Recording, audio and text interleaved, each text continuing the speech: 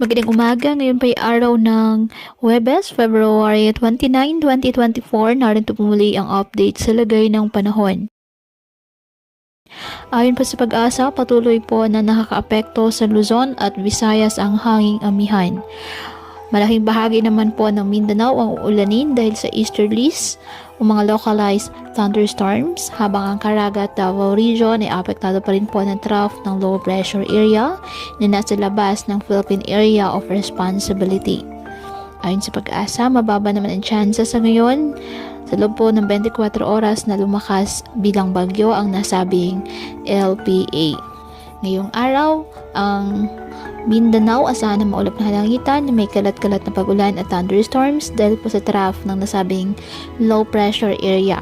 Ang Cagayan Valley at Aurora asahan din po ang maulap na halangitan na may mahihinang pag-ulan dahil sa amihan. Ang Metro Manila, Visayas at nalalabing bahagi ng Luzon, bahagyang maulap hanggang sa maulap na halangitan with isolated light rains dahil po sa northeast monsoon.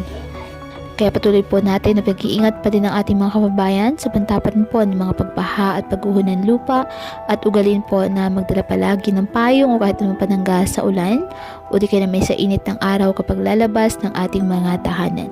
At yan po muna ang update sa lagay ng panahon ngayong araw. Muli patuloy po tayo na mag-ingat at palaging tandaan, God loves you. Stay safe and God bless.